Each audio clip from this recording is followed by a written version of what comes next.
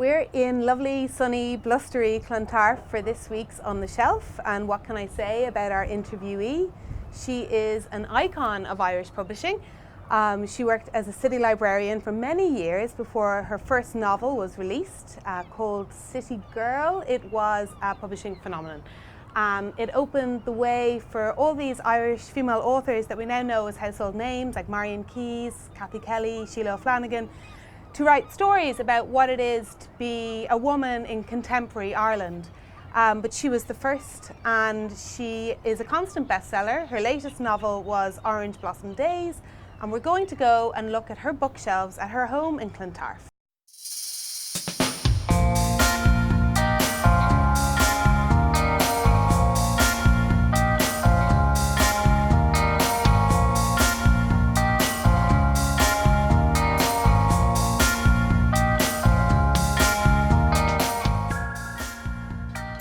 So we are in Patricia Scanlan's home in front of her bookshelves, and the first thing I noticed when I came in is that your bookshelves are very neat.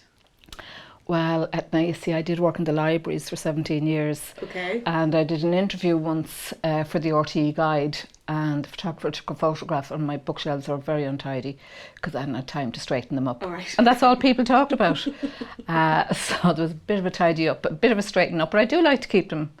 Is there an order to them though? Like, because you've got like authors, like I see all Kathy Kelly's grouped together there. Kathy, Maeve, Deirdre, Sheila, Marion, so you keep all the gang. But you keep the authors together anyway. Yes, as far as actually I go by size.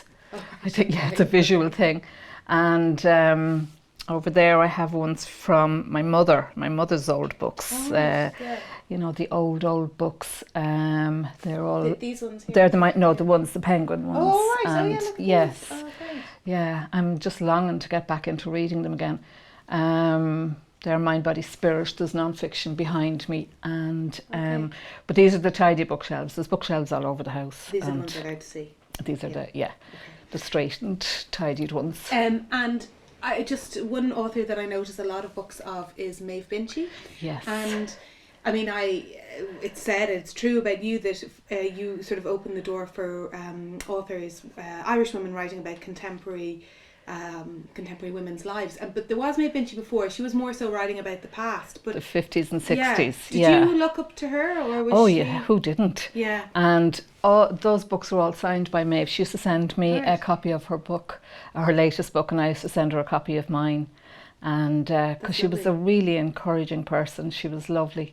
I remember when I told her I was getting published, I'd gone to a talk in Coolock Library that she was giving to the writers group there. Yeah. And I was just so amazed that a writer of Maeve's standing would come to a small writing group, because I used to be reading about her book tours in the bookseller when I was working in the library. Right, yeah. And she was just so normal and down to earth and funny. And when I told her I was getting published, she said, now, the first thing you have to do is to get an agent. And choosing an agent is like choosing a husband, difficult and individual. And then she gave me the name of 3 agents, including her own. You know, she was so generous like that. And she didn't know you before this? Didn't know me, had never heard of me, didn't know anything about me. But that's the way she was. And I mean, she helped so many of us.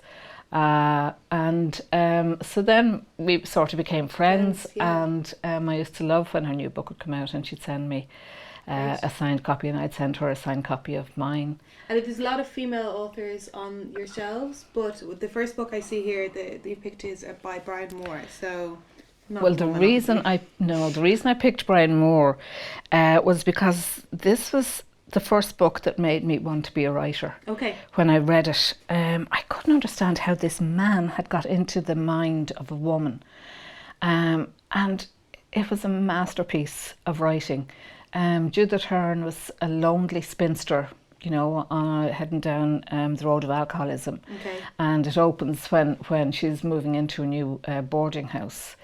And it was, you know, the uncertainty of moving in and what were the new lodgers like, and trying to kind of pretend that she wasn't on the slide.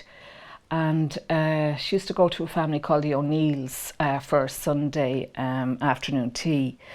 and she knew that she was a nuisance to them, and she knew that the children kind of joked about her behind her back, but she had to keep up the pretense, and it was the sadness of that, and the sadness of her keeping up the pretense that, you know, she still hoped that she might find a man.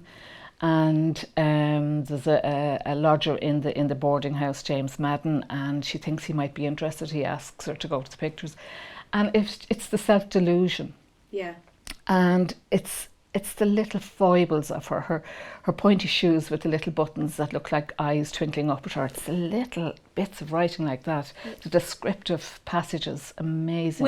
When did you read it? Like, what age were you? Where were you in your life? I think I would have probably been in my early 20s. Okay. And I just remember it moved me so much. You know, there's a depiction of rape in it that was just powerful. Just that young maid saying, "No, mister, please, please." I just thought about that for a long time, and I thought, how was he able to do that?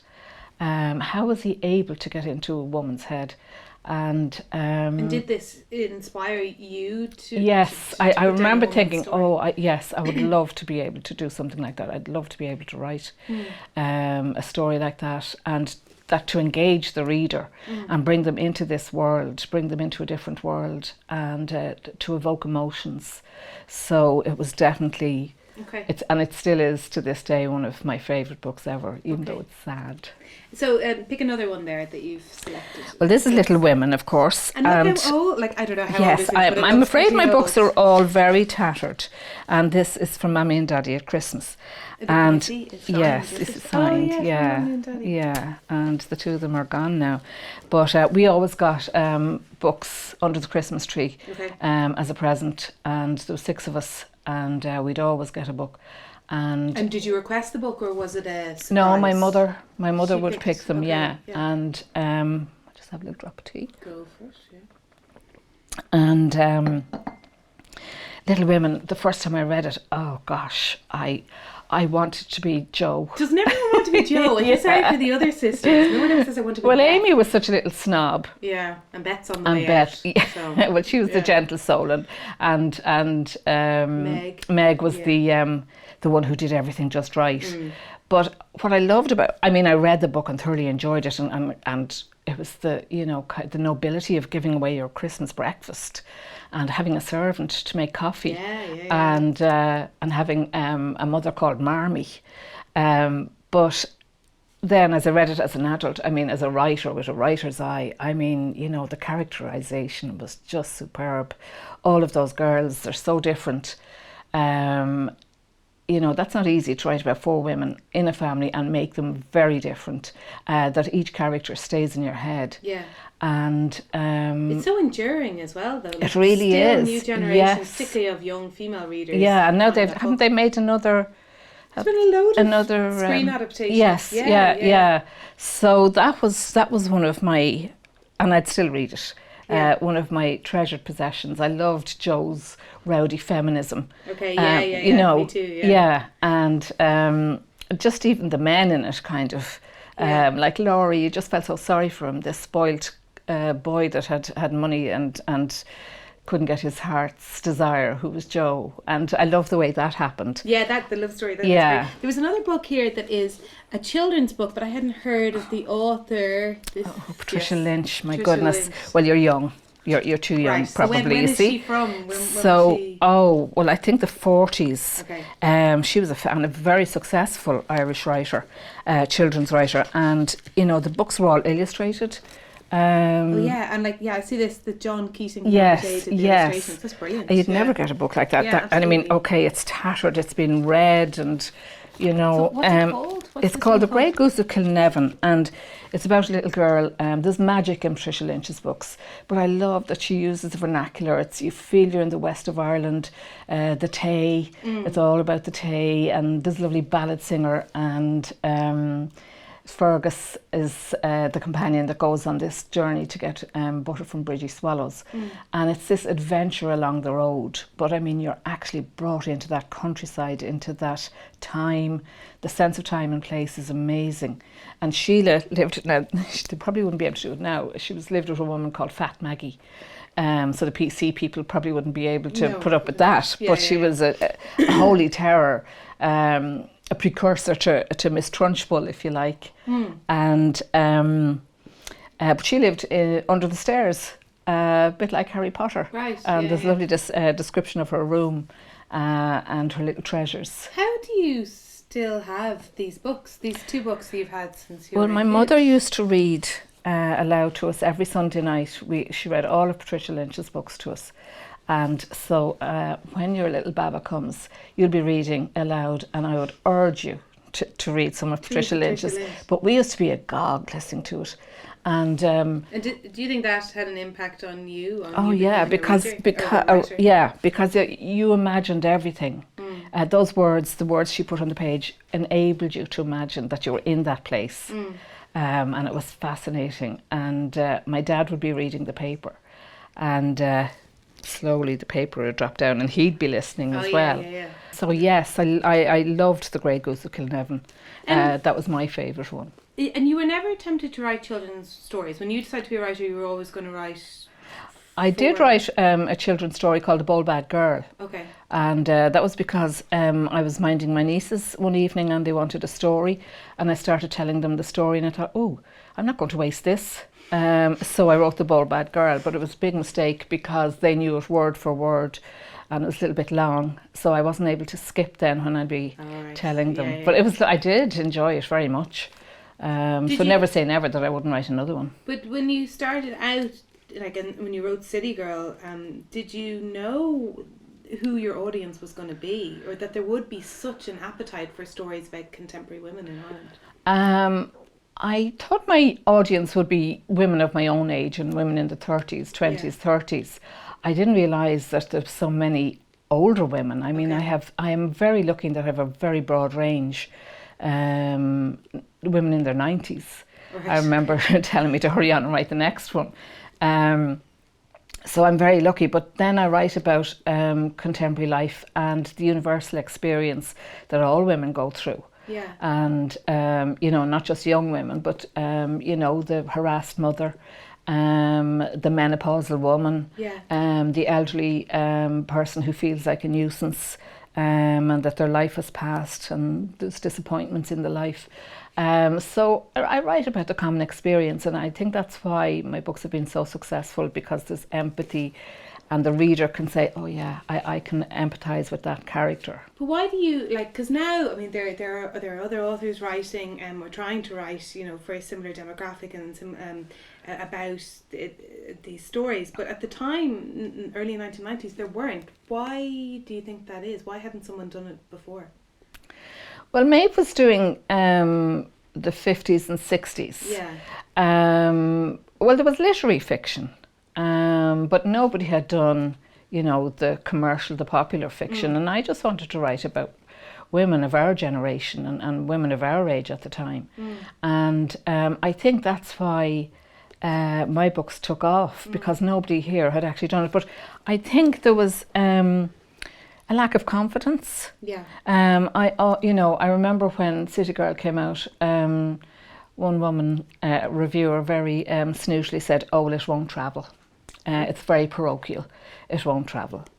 And that was a bit of an attitude then, that Irish women weren't good enough. That they could only succeed within Ireland. Yes. Yeah, okay. And that wasn't my attitude when I was writing it, because my attitude was, we're as good as anybody else. Absolutely. And so I was very shocked when I heard that, because that had not even occurred to me. And they did travel. Oh yes, they've sold millions, and the City Girl did really well in America. Right. Okay.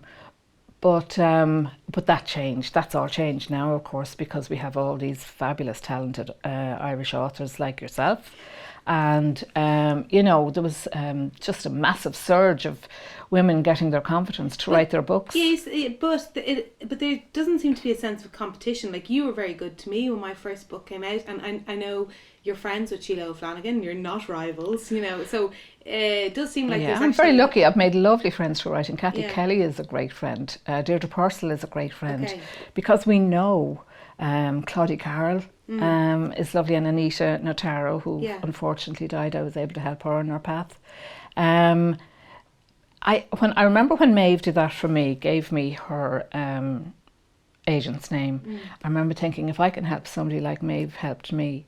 So it's like passing it on. Yeah.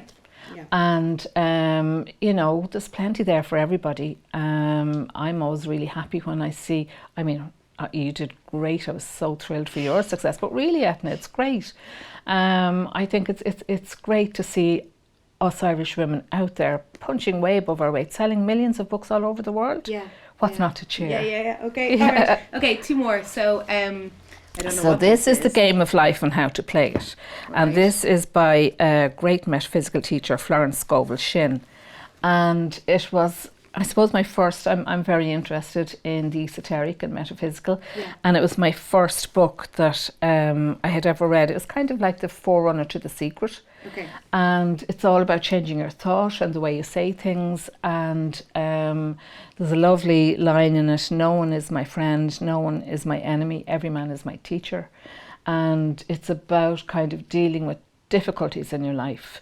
That when you kind of realise you actually have a choice in the way you approach something, you know, you can be a victim or you can be victorious. You can feel sorry for yourself, or you can say, I'm not giving any energy to this. And so it was a whole new way of thinking for me. It was given to me by a wonderful lady, Annette Talon, who did acupuncture. Right. And I remember her first words to me were, because I had gone, because I was suffering really badly with endometriosis. I was getting published and it was a really stressful time in my life. And she said, did you ever think that you choose things maybe to learn from, you know, situations in your life to learn from? Did you ever think you choose your friends and family? You came back with a soul group to learn from them and to see how you would cope. And this was a whole new way of thinking, and I had never thought like that before. And so this was my very first metaphysical book. And do you continue to? Oh yeah, I would dip in. Yes, yeah. When things are hard, I'll go to my little yellow book and say, what kind of a message is? Sometimes it's something like put the situation in the hands of divine wisdom and love, step back from it, you know, just trust that the universe is providing what you're meant to have. Is that self-help, or do you think that's a dismissive term? Well, I don't think self-help is a dismissive term at all, because if anything that helps you to deal with your life, and I mean, life's not easy, as we all know. And I think that anything that helps you, and I think that if you can see that there's another side, it's not all about the material, it's not all about just what's going on in the world right now, all the dramas, that if you can go to a higher space, I find that very helpful. Okay, and last but not least, then we have my beloved John O'Donoghue, Anam, Cara, and you have Post-its. I do. This is another well-read book. I met John, actually. He was an author with Transworld, and he was great fun. He was a lovely, genuine, amazing man. I've never met anybody like him, but he was great crack as well. We used to have such a laugh. But I remember reading his work. I'm reading Anam Cara when it came out, and it just resonated so strongly. And the Celtic wisdom, because I love the Druidic energy of Ireland and the Celtic energy, and he gets that so wonderfully. And I love the way he talks about relationships. And, you know, he says something like, too many people are picking at the relationship. Do you love me? Do you love me enough? Let it be, just be gentle, let it flow. But what really made a huge impact on me and helped me so much was his passage, his chapter on death. And I had read it 10 years before my mother died, but I remember being at her bedside when she was dying, and it kind of came surging back. I just remembered it with such clarity that it was, you know, this isn't about you, this is about the person you're helping who's going on their journey. And that, you know, when we were born, death is our companion, is born as well, but in the excitement of your birth, everybody forgets about death. And you know, it was about helping my mother to go and being able to say to her, go on, Mammy. And that was powerful, because when I said it, my father looked really shocked. And then he started to tell her to go. And it was about the comfort that we gave her on that journey, knowing it was a journey. And the most powerful journey that you'll ever make. And that his wisdom, John O'Donoghue's wisdom, is profound and really deep. And I love his writing. You mentioned your parents a few times during this. They're connected to several of your books. I know they're both gone now, but they've obviously had a particularly big effect on you. Were you very close to them? I was very close to them. And my dad and myself were alike, so we used to have mighty battles. Yeah, okay. You know, it wasn't the Waltons. But he had a great sense of humour. The two of us shared a very similar sense of humour. And they were so supportive. Like when I gave up the permanent and pensionable job, oh my God. I know, yeah. You know, to be a writer. I mean, that was a bit nerve-wracking for them. And it was a bit nerve-wracking for me because I didn't know whether I was going to be successful or not. Yeah. But they were always really supportive. My mother in a quiet, strong way. My dad, I remember going into a shop in Gatwick and he saw my book was halfway down the shelves and Maeve was number one and he put me up in front of Maeve. Mammy and I legged it out of the shop. My brother's done that. So yeah. But there was, we had a very good childhood, a happy childhood, which is a bulwark against what comes in later life. Yeah. And I miss them to this day. Okay, and they obviously instilled a love of books as well. well. Yes, my mother was my dad was too. They were great readers. Okay. My dad actually got rid of the telly for about 5 years, and much to our horror. Oh, right. It was a shock. Was it to force you to read? Or? He came in one day and the sun was shining and we were all sitting gawking at the telly and he said, that's it, it's gone. And I remember praying every night, oh Jesus, please let Daddy change his mind and get us the telly. But I mean, no, we read a lot and it was a house of books. Okay. All right, well, thank you. Thanks very much. Thanks, Patricia Scanlan. That's all for this episode of On the Shelf, and we'll be back next time with a different author.